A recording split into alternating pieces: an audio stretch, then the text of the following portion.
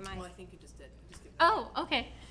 Hello, everyone. So we don't have official format for this meeting, but my commission, or the LAFCO commission, asked me to provide an opportunity for members of the public, as well as all of our funding agencies, the county, all the cities, and the 37 special districts to ask questions about our budget, because it is going to increase significantly in the upcoming fiscal year. So I wanted to give a little bit of a background, so because I know many of you weren't at our strategic planning workshops, and as well as the personnel committee meetings, which, by the way, is open to the public.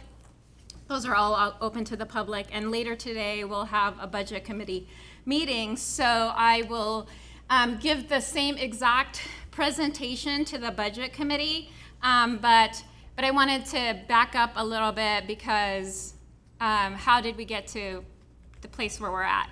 So about a year ago, and actually goes back further than that, the commission, they do an annual review for me, for the executive officer. It's in my contract.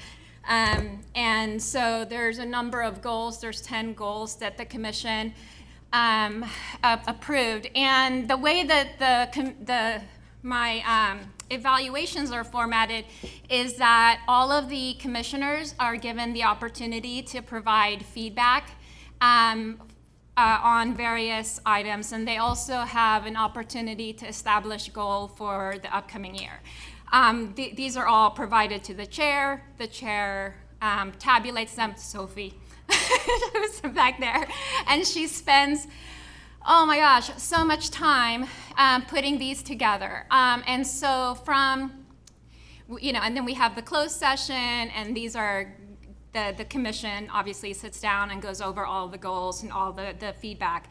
And so a lot of the feedback in my evaluation was to hire more staff.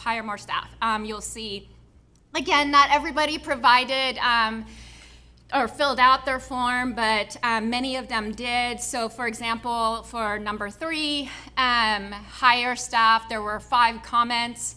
Another comment to hire staff so the EO can spend more time out in the field, implement the strategic plans, or the strategic plan, focus on growth and leadership with staff. And a lot of these other goals, I'm not gonna read all of them, are also tied to having more resources, more staffing resources.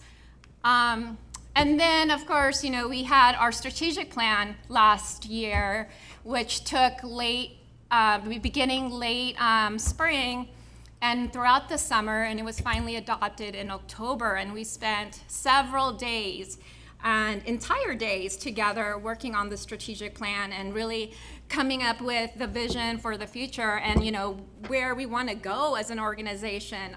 Nobody liked where we were and where we were at and how we got there, and so we needed to start with a clean slate and have a plan going forward. So there were a lot of goals and objectives, but just to go back to the staffing objective, it was to, the direction from the commission, again, this was adopted in October, was to have a staffing plan, and then some of the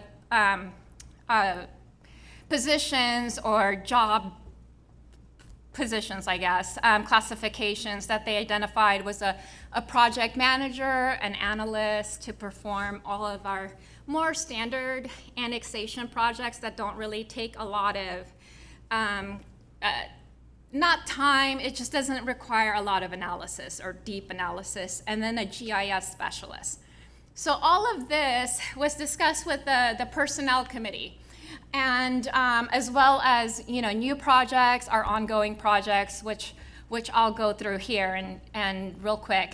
Some of this is already in the packet, which was presented at the LAFCO meeting in April, and then we adopted it because at the April meeting we actually made some progress to, like, the South Placer MUD, who's out there in the audience, the Rockland service review and sphere update. So we took what everyone received back in October and just made some minor updates just to reflect the actions that the commission took. Otherwise, it's exactly the same. So these are some new projects, and I'm not going to go over them, but or all of them, but really the big one here is a second Lincoln annexation. I think everyone remembers we went through the first round with Village 5. It took 2 tries. It was protested out. Second time was much smoother, but again, it takes a lot of time for those major annexations. So, that is going to be a fairly large project. And the South Placer Fire Protection District, I know it's just, it says Sierra Bluffs, but we found a number of discrepancies in their boundaries, overlapping with, again, the city of Rockland, but also the other special districts. And then some out-of-area service agreements. You'll notice there's been a lot of talk about other projects, 85 Lincoln and Auburn, some of the other projects that I know that are coming down the pipeline, possibly at a city or corporation. Again, I didn't put those in because we don't have those applications, and who knows if they'll come to fruition. So new studies, which again, these are in the work plan that you've already seen, but the city of Colfax, they've never had a service review, they did have a general plan update. And then these are the special districts that surround the city of Colfax. And then there's a lot of, I'll show you in just a second what's going on with the city of Colfax. But this is the city and the surrounding special districts that provide services, a number of services. We also have other projects underway, which is one that's taking a significant amount of time is the Placer Hills Newcastle Fire Protection District, and that's simply because they're non-contiguous, and there's about, 15, 20 miles between the 2 districts. So again, we need to look at the service impacts more closely and the fiscal impacts more closely, just because it's not what common sense would tell you should do, right? Which is to organize districts that are closest to one another. And then I want to go over the boundary discrepancies and overlapping boundaries, and I want to show you why our service reviews and our sphere updates are just proving to be valuable, and what we're seeing out of those studies. And then, of course, hiring an assistant executive officer, which is ongoing right now. More studies on the way, the town of Loomis, which Amanda has taken the helm on, and so that will be coming fairly soon. Again, they have not had the service review, but unlike our older cities, they're fairly new, so I think they were incorporated in 1986, so it's not like we had some of the other ones where they're 200 years old and no service reviews. But we have the cemetery districts coming this summer, the Eastern Fire Agencies coming, and then the sphere of influence studies for some of the fire districts that we've already adopted the service review studies, and Amanda and I will be taking the helm on that one. So, okay, I want to talk about the service review studies, and for when I came in, there was a few that had been done, but the ones that had been done were not comprehensive. And what we're finding with all of the service reviews and what our consultants are finding is that there's so many overlaps. And some of this is probably just boundary discrepancies, and there's no tax implications as far as an agency that is collecting tax or people that are being taxed, duplicates, whatever. It could just be boundary issues, and there's no taxing implications and no service implications. And that would be the best scenario. The problem is that we're finding a mixed bag. So this is the city of Roseville, and this is the draft. I have not gone over these with the city managers. I plan on scheduling a meeting with them soon. But there's a lot of county improvement zones within the city of Roseville, for example. There's the cemetery district overlaps. There's special district overlaps, all within the city's boundary. And this is, again, just Roseville. If we take a look at Lincoln, we're seeing the same scenario where we have county improvement zones, cemetery districts, and CSA 28. And again, I'm hopeful, maybe naively hopeful, that these are just boundary overlaps and there's no duplication of services or duplication of taxing, but we need to do a deep dive, and this is what our service reviews are finding. City of Auburn, it's on our to-do list, but we've already started digging into because we're noticing all of these boundary discrepancies. Again, all of the county improvement zones in the cities, the TRAs for CSA 28 that are overlapping, and the cemetery district boundaries. So every single city, we're seeing it. This is Loomis. Loomis with county improvement zones inside the cities, with fire district boundaries, cemetery district boundaries. And again, we're only just started scratching the surface. Notice I keep saying cemetery, fire, and that's because those are the MSRs that we're working on or have just finished. So as we start digging into all of the other service providers, I imagine that we'll find even more problems. So here's Rockland. Again, fire, county improvement zones, cemetery districts, all within the city limits. Colfax, not immune. So, and it includes most of the city of Colfax. So all of that information and all of the goals and objectives of, we're really seeing a lot of value in these service reviews, and it is taking a lot of time and effort, not just, from our consultants, but also staff. And then in addition to that, we noticed that some of our consultants are maybe not as thorough as others. We're getting a mixed bag. And so, the idea that we need to have internal staff doing this so that we can control the quality, so that we have that continuation of the knowledge, and so we're not having to train somebody new, because all of these different layers are building on top of each other, right? So with that in mind, this is the budget, which the increase to the expense is really all tied to staffing, and it's to, again, if you remember back my first slide, it was for a project manager, an analyst, and a GIS person. But what we looked at when I talked to the personnel committee, and we thought that we could have a GIS person as a consultant, right?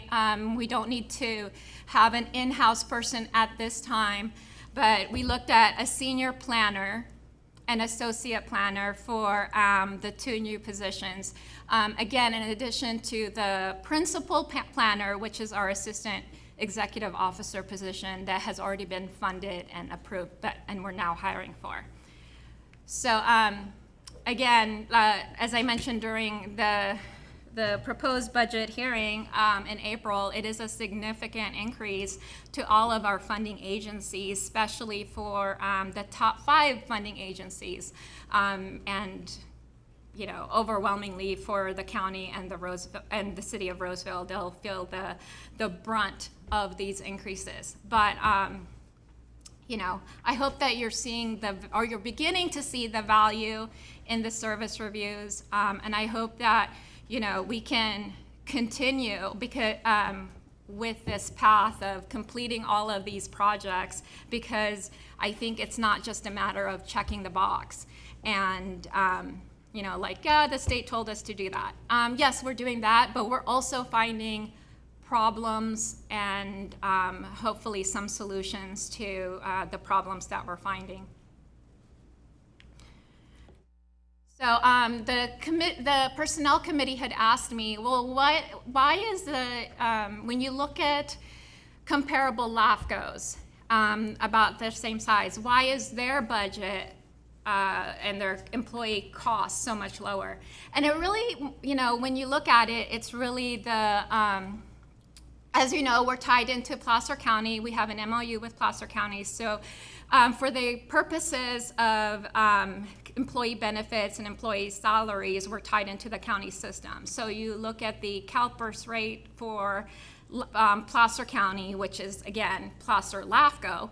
You see the current normal rate, that 10.02, that's in the box, right? But then you have that's a percentage. But then you have our unfunded accrued liability, our contribution, the employer contribution per employee, which is the 24.94%, total 34.96%.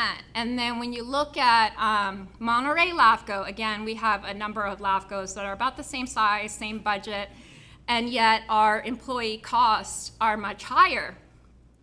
For Monterey LAFCO, their employer rate is 12.58%, so a little bit higher than our 10.02. But the problem is their unfunded accrued liability for the entire LAFCO is $3,300. So for us, it's significantly higher. There is no percentage. Solano LAFCO, same thing. Their employer rate is 17.02%, but for the entire agency, for the UAL, it's $5,000. So it's a huge significance. So what we talked about is if you plug in the Monterey LAFCO or the Solano LAFCO, and I could have done this with all the LAFCOs, it's just formulas. So if you plug in the Monterey LAFCO cost, our LAFCO, if we use their retirement benefit, we would save $127,000 per year, the first year. And that doesn't even take into account OPEB, which they don't have. If you look at Solano LAFCO, and Solano has a much better CalPERS benefit than both Monterey and Placer, but even then, it would still save our LAFCO $99,000. So, so that's where all of the costs come from, and what's driving our budget costs. So, okay, at this time, AMA, which is Ask Me Anything. That's the format we're going with. There's happy to take any questions that you have. And I don't know, let's see, where do we go back? Here, since that's what everyone's worried about.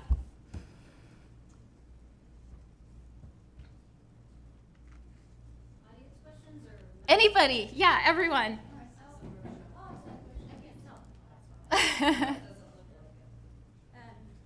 Thank you very much, Michelle. I apologize, I was a little bit late. My name is Allie Zimmerman. I'm a city manager in the city of Rockland.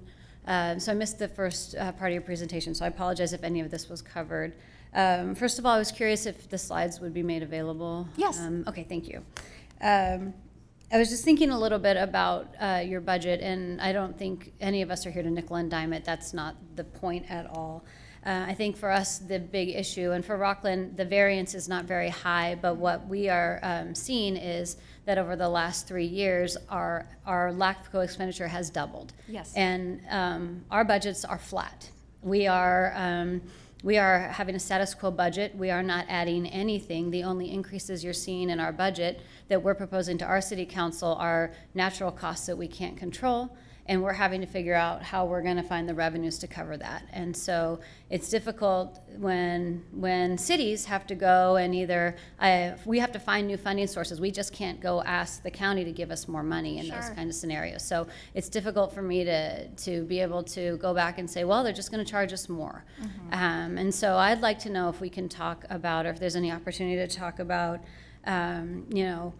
maybe fill that position you got last year and see if that person can better manage consultants. You had 6 projects that have continued from a really ambitious plan. Maybe you don't look at you have to continue those. Maybe you don't start a few more, and because I think a lot of the stuff that Michelle you're bringing it needs to be done. We need to right size and level set what's happening here, but maybe the pace needs to be a little bit slower so that we can absorb this in a different way. And so I just hoping that we can talk about maybe some creative solutions to I wouldn't know, flatten that rising curve, and I appreciate you having this workshop so we can talk about it. Thank you. Sure. Yeah. Before you leave, I think it would be really helpful if you would make suggestions on what project you think shouldn't be happening.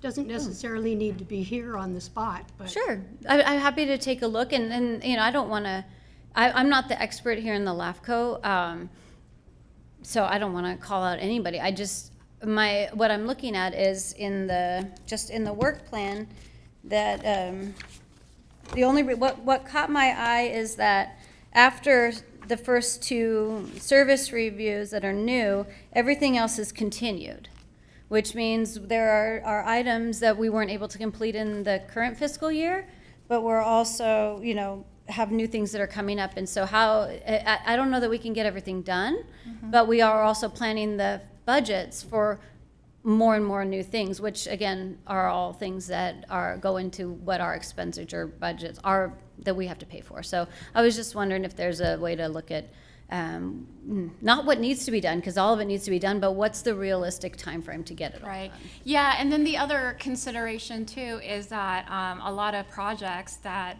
aren't necessarily on our work plan, right, ahead of schedule, but then a city or a special district or anyone from the public can come in and add to the work plan, and so that could sometimes push the entire. Sure. Yeah, so, I can appreciate that sometimes you have to pivot, yeah. Yeah, and then there are times it just takes longer. A lot of these studies were asking special districts that, like you've never had a service review, and so it's very new to them. And to be quite honest, they are feeling like we're auditing them or like we're the grand jury, and and we may not be there to help. Right. And then.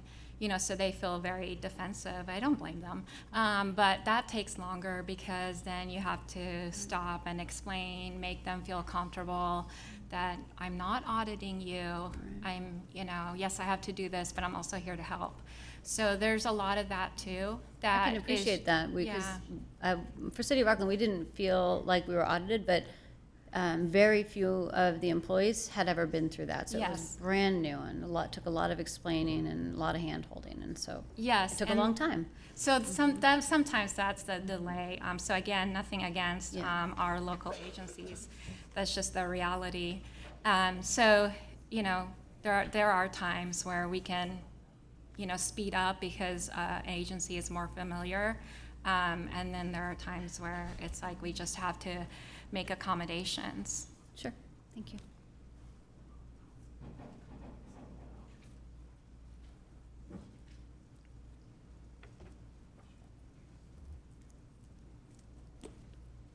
Hi, Dominic Casey, City Manager, City of Roseville. Thank you guys for hearing me. As I shared with Michelle offline, Roseville is not here to oppose a fee increase, and as you can recognize, over the last 4 years, we've seen a significant increase going from around 90,000 to almost 270,000, and we recognize that. And so appreciate the workload, and we just went through Sphere of Influence and Municipal Services Review. We can tell you firsthand it's a lot of work.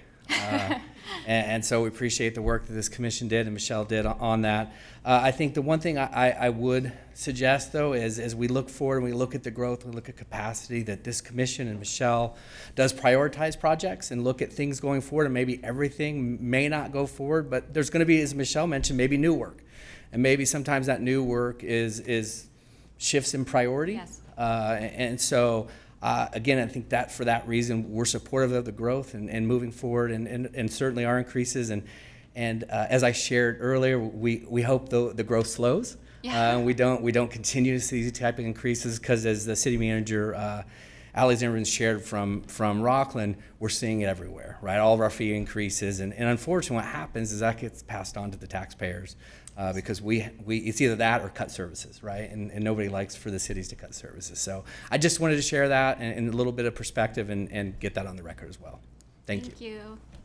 Yeah, and also kind of to add to my earlier comment, you know, this LAFCO historically has been staffed with 2 employees since 2000, since like early 2000.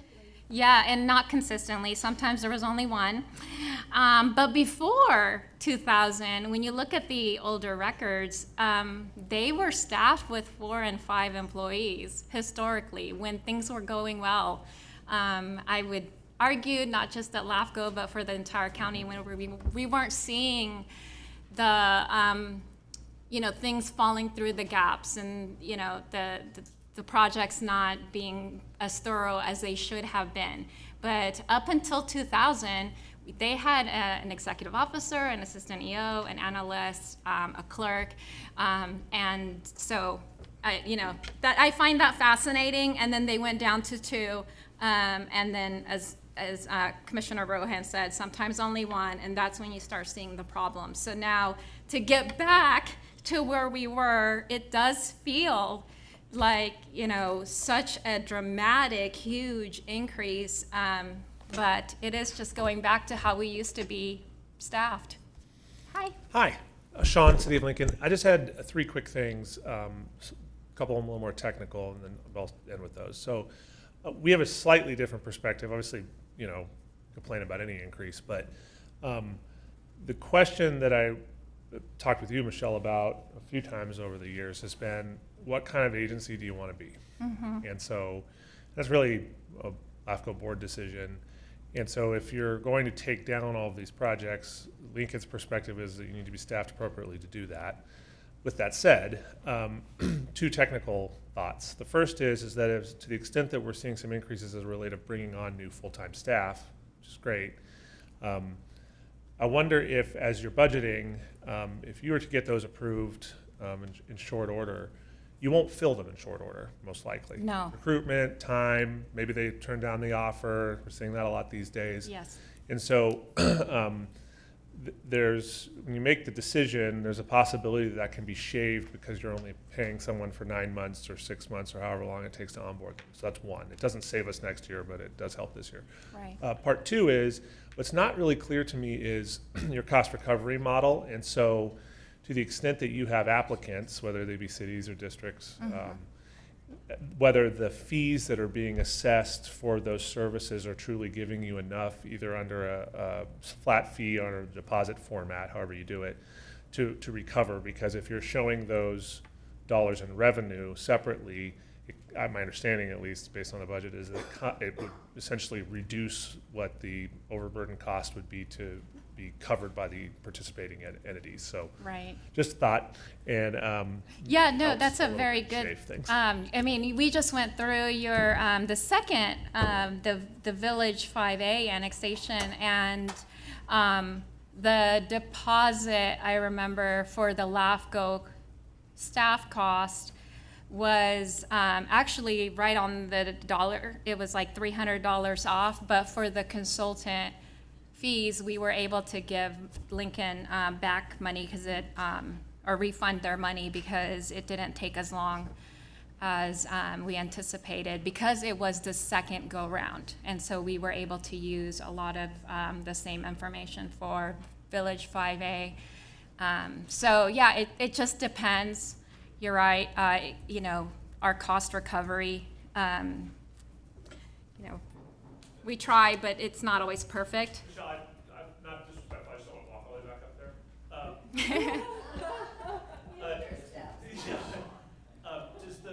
When you show revenues in your budget, are those all combined into member contributions Yes. plus everything else? Sorry, where is it? Yeah, it just gets, well, I see. yeah, so I'm it, wondering about the variability, like for example, if Lincoln didn't come in with a large annexation and all the revenue associated with that, you don't receive it, right? no, so what happens is, I think last year, we came in, it was 109% of the revenue that we anticipated.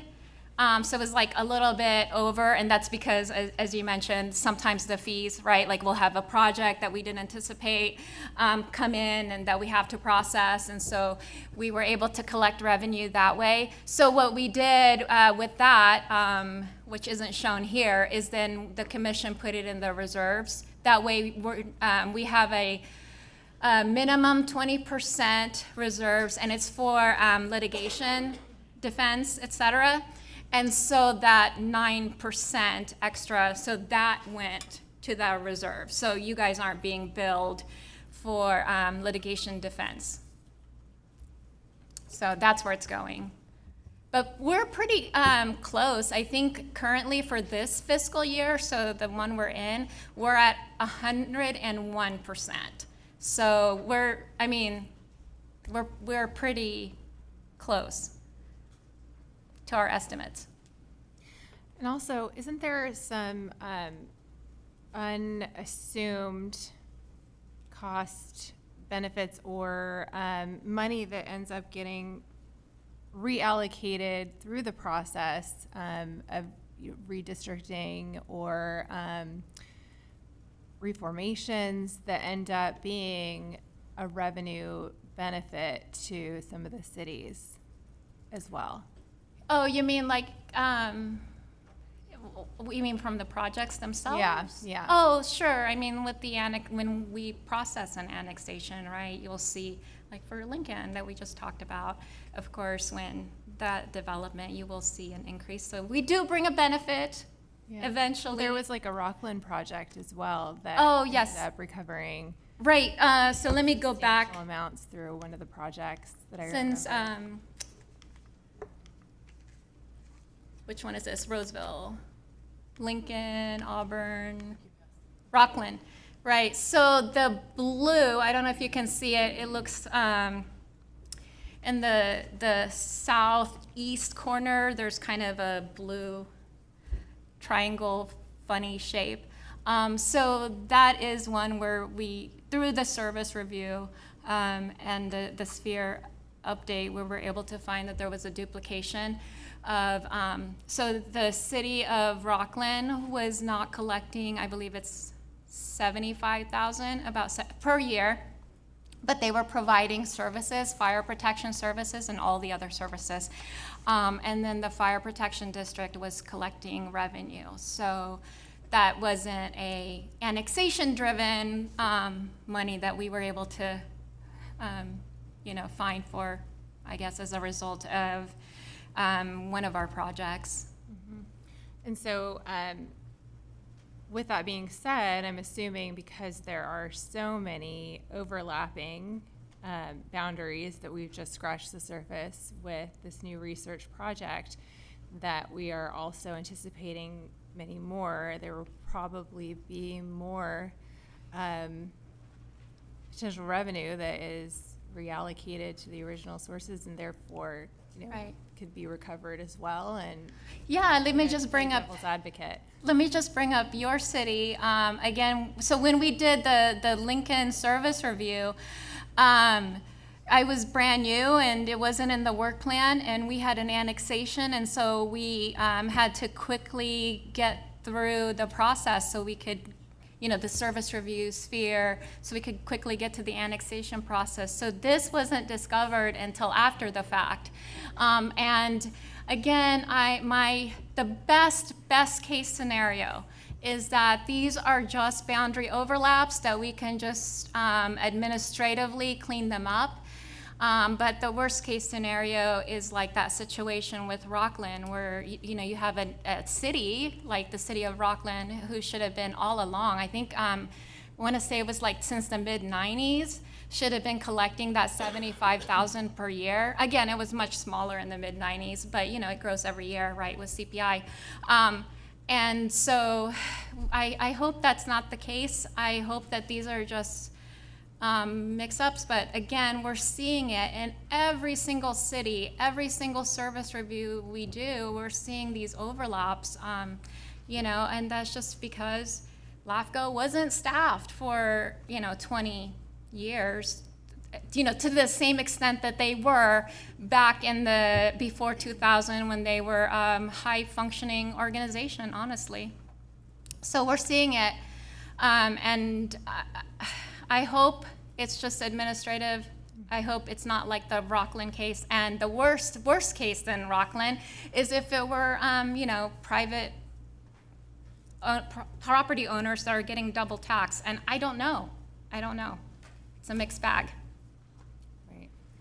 So at the risk of belaboring, I think the consequence of slowing the work plan that I worry about is that we will unintentionally prolong finding this out, whether it's minimal or it's worst case scenario, we won't know without doing the work plan. Exactly. That's just the risk that Yeah. we will decide to either take or not take. Yeah, and that's part of my personality too. If I see a problem, I want to fix it as quickly as possible. And so I can really appreciate, Ally's and Dom's concern that maybe we need to prioritize because we can't fix every problem, right? And that's my tendency, is to just to go in there and we're going to fix it and move on. But absolutely, we need to prioritize, and the commission needs to decide when you receive these maps. So these maps will be on the June agenda. The DUC mapping, the disadvantaged unincorporated community, that's not ready for prime time. That will be in July, I think. But these I wanted to go over with the city managers. Again, I hope we are wrong. I hope this is administrative, but this is what we're seeing on the tax rolls. And it's all public information. We just happen to map them because I'm a visual person and I need to see it, and it's all about me. I'm just very visual, and we've seen all the list. I think you guys have too, like all the TRAs that, and so I'm like, no, we need visuals. So I'll go over this with the individual city managers. Again, I hope I'm wrong. And then I'll go over it with the commission in June, and then the disadvantaged unincorporated communities, that mapping, hopefully July. I had a quick question. Sure. Sean said something that I might have checked out and confused what he said. I'd like to get clarification. If a private application comes in, the applicant pays Yes. all of the LAFCO costs. There is no cost to the member agencies. Right, exactly. So, so LAFCO shall conduct service review. LAFCO shall update the sphere, and there really isn't a requirement, right? Like we don't have to do X, Y, Z, et cetera. And so we don't charge for the service reviews because that is our responsibility. That gets charged to everybody. But for the annexations, yes. And so what we do, and it's in our fee schedule that the commission looks at annually. So we charge for the staff time. And we also charge, we just pass on directly the cost for a third-party consultant. So for the Village 5, for example, we had Rincon, right, with their contract. And again, it came in under what the estimate was because it was the second round. But they paid for the cost of Rincon. They paid for the cost of the LAFCO staff. For the Placer Hills, the fiscal analysis for that, we will be paying the cost of that, and also the LAFCO staff time, same thing with North Tahoe, et cetera. But yes, so we do, and that's why we're getting the above that our revenue might be a little bit off. Again, last year, it's like 109%, a little under 110%, and this year so far, and we're, what's today, May? So it would have been April. The April report showed us like at 101% of the revenue.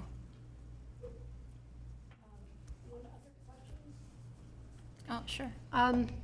No one has said anything about it, but would we have the option to enter into an MOU with another entity Yes, to help reduce those costs?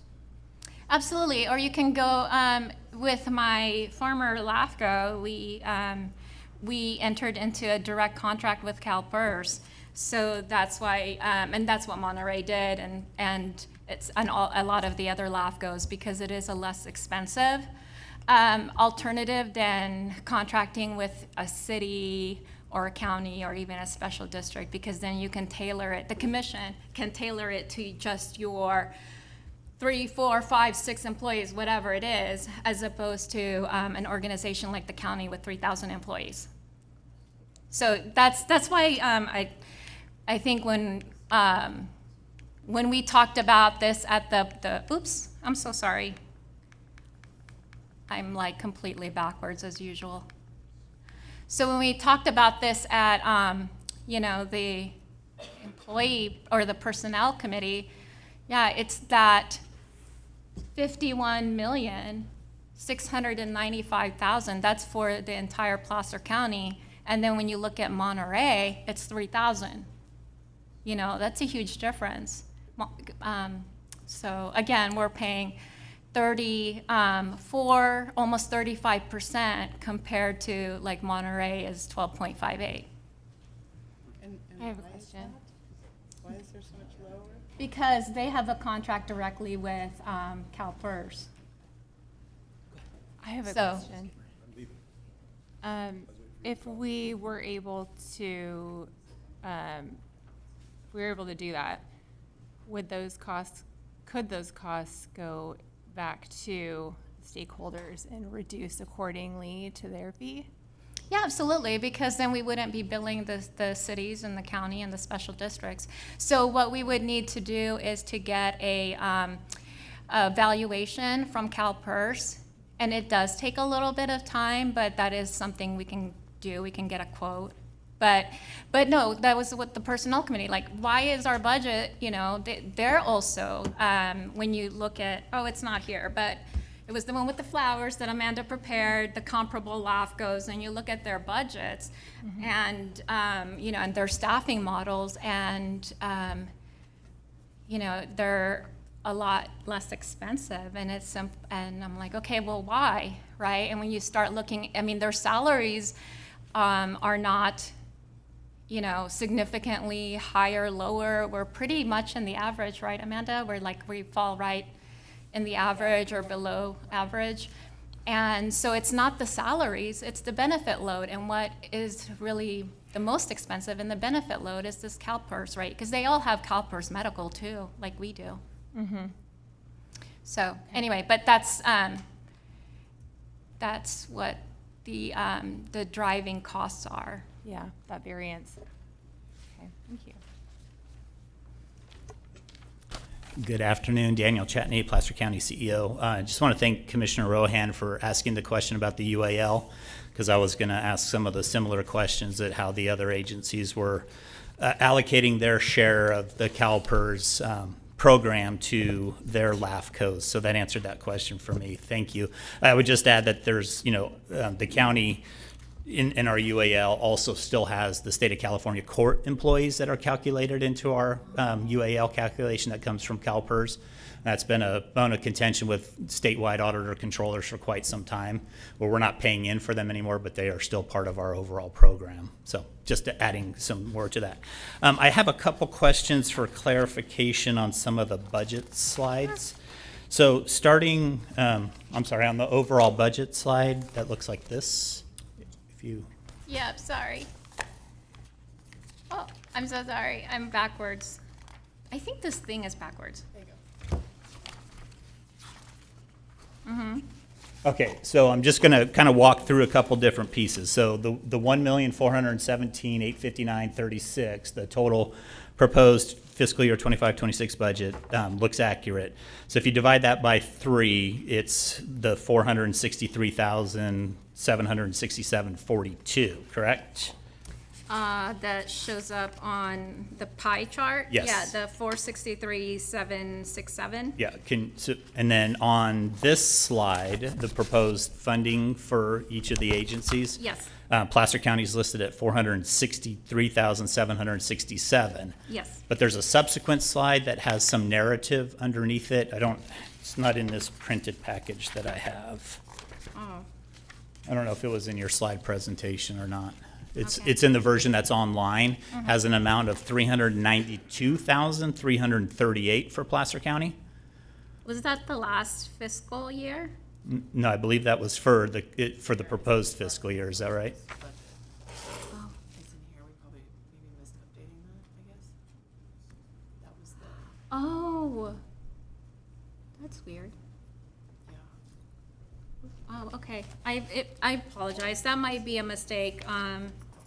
Oh, that's the prior year invoice. So the prior year invoice Yeah. is 338. Yes. Okay, I am so sorry. That is, I didn't change it. I apologize. so then then again, the question that I have is, oh, I did the math on my calculator, sorry, I didn't bring it up here with me.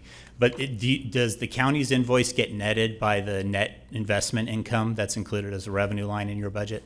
Yeah, so I did not, so the investment income is, you'll notice that it's significantly higher than what we anticipated last year, but for the proposed budget, but that's because we realized more interest income revenue, and so I had the next year's budget match this year, and I'm not collecting that from the agencies. That makes sense. So if 10% of our interest income revenue, if it's 10%, for example, I'm only billing the cities, county, special districts 90%. Okay. Okay. And then just my last comment, when you reference meeting with the city managers, would you also include the county manager? Oh, in yeah, that I'm as so well? sorry. I saw, like, Just they wanna- were in my line of sight. Just want to make sure. Thank you. Yeah. Yeah, that was last year. No. Michelle, can I ask a question on if there were to be a separation from CalPERS, from county CalPERS, do we know yet what it would look like on the payroll side of things or HR or any of that? We don't know what those. No, I have not investigated. They were just asking me, why is our budget going up? And, even without the 2 employees, because the first slide for the personnel committee was the status quo, right? And even with the status quo, and you looked at it, it's like, well, why is our budget like the same as all these other LAFCOs, pretty close, and yet they have more staff? It wasn't like the studies, because we're all doing service reviews, we're all doing XYZ, so that's what I saw, was the retirement cost is significantly higher for us. So no, we didn't do a deep dive. It was just a matter of, that comparison, remember, with the flowers? Yeah. That comparison. And so I didn't go beyond that because, and plus I have no direction from the commission to even look at that. Somebody asked and I'm like, okay, I'll look into it. Yeah, I would be curious because at the landfill, we did make that separation. So we have separate general manager now and separate, there's still, some of the employees are still county employees because they obviously don't want to leave their current benefits and everything that they have. But some of the new employees that are coming on are under the landfill authority as opposed to, but the increase in cost has been pretty considerable, much higher than what was originally anticipated. I don't know the number off the top of my head, but I'll definitely look into that. I just was curious if any of that had been looked into yet. No, that literally what you saw is like me trying to answer Yeah. their question and I didn't go beyond. Okay, great.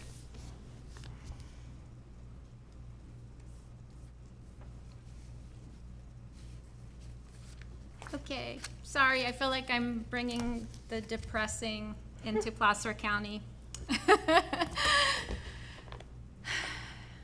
Fun times.